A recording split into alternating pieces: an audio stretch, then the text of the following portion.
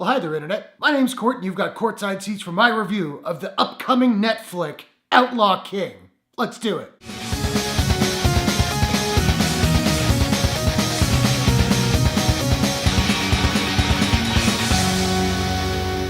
Outlaw King is an action biography drama from director David Mackenzie and Netflix. The film stars Chris Pine, Aaron Taylor Johnson, Florence Pugh, Stephen Dillane, Tony Curran, and Billy Howle. A true David versus Goliath story of how the great 14th century Scottish outlaw king Robert the Bruce used cunning and bravery to defeat and repel the much larger and better equipped occupying English army. Now, first off, this movie doesn't come out on Netflix until November 9th, but because I'm cool, or perhaps because I got up really early in the morning to score tickets, I managed to see it yesterday at the Toronto International Film Festival. I gotta say, it's pretty darn good. I think this could be a watershed moment for Netflix, particularly if people really like this movie, because it's far more cinematic and clearly a lot more expensive than most of Netflix fare. They have no expense. Let's talk about the acting first. I've liked Chris Pine for quite a while, and then between Wonder Woman, which he was really good in, and A Wrinkle in Time, which was not a great movie, but he was really good in, I've come to really like the guy. This is the best performance I've ever seen him give. It's subtle, it's strong, his physicality, the way he uses a sword, it's all really, really great. Sure, his Scottish accent falters a little bit from time to time, but it's not a big deal. And yes, what you've heard is true. He does go the full Monty. For me, there was a scene about halfway through the movie where I was like, did I just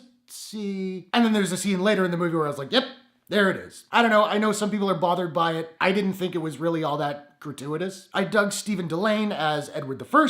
Billy Howle as the Prince of Wales was great as this kind of pathetic rage monster. Aaron Taylor Johnson almost stole the entire movie with his intense portrayal of the loyal but kind of crazy James Douglas, a guy who apparently I am directly descended from. Cool. And also Florence Pugh is fantastic as Robert the Bruce's wife, Elizabeth. Now, while we're talking about wives, I really enjoyed the romance in Outlaw King because it was executed so perfectly. It gets just the right amount of screen time that it needs, but it's never heavy-handed or schmaltzy. And we really see how Elizabeth is not just Robert the Bruce's wife, but very much his partner. And that is very important to the story, and it really plays out beautifully. Now, the production design in this movie is immaculate. I don't think this movie's gonna get a whole lot of Oscar attention, but I'm calling it now. It's a shoo-in for nominations for production design and costuming. The level of the attention to detail is just absolutely awe-inspiring, and you absolutely feel like you're in 14th century Scotland. Now, there's only one major battle in the movie. There are a bunch of skirmishes along the way, but there's only one major battle, and it's in the climax of the film. This thing was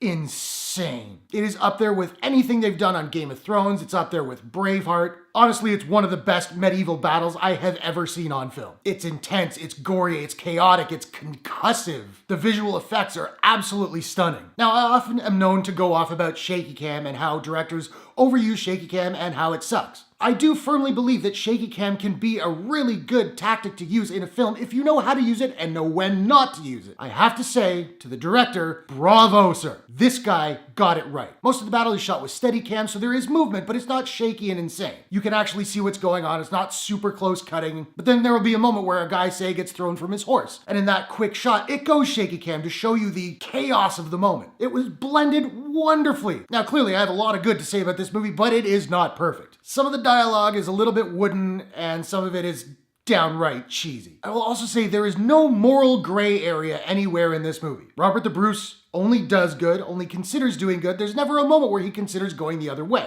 which is a very human thing to do. The villain is just cartoonishly evil. And that's fine for a cartoon, but for a movie that's clearly taking itself very, very seriously, it comes off as a little bit lazy. I will also say there are pacing problems in Outlaw King. The movie's only 2 hours and 17 minutes, which is already a little bit long, but it felt like it was over 3. There's a good chunk you could cut that I don't think would negatively affect the film. As I've said, this movie is coming out on Netflix on November 9th, but it is going to get a limited theatrical release. Maybe that's because Netflix wants to be included in Oscar talk, or maybe it's just because they want to show off this cinematic thing that they've made. And I will say, if you are interested in seeing Outlaw King and a theater near you is going to be showing it, save up a few bucks, go see it, because the film is so cinematic, it's so epic in scope. I really think you need to see it on the big screen to fully appreciate it. Now, I don't have a proprietary rating system as of yet, so I'm just trying to figure out what I'm gonna give Outlaw King. And I think I'm gonna give Outlaw King a... Whoa, I didn't see you come in.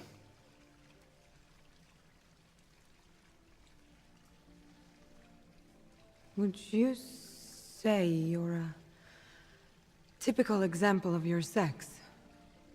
I am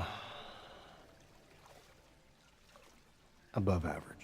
Out of 10. So now I want to know, are you looking forward to seeing Outlaw King? What do you think about how it looks? What do you think about the full Monty thing? What's your favorite medieval film of all time? Whatever your thoughts, hit the comments below. Let's discuss. If you enjoyed this review, please smash that like button and give it a share if you really enjoyed it. And hey, why not take a second, do me a favor, click subscribe and ring that bell to subscribe to my channel for more movie reviews, entertainment news, trailer reactions, all that good stuff. Thanks very much for watching. I'll see you guys in the next one. Take care.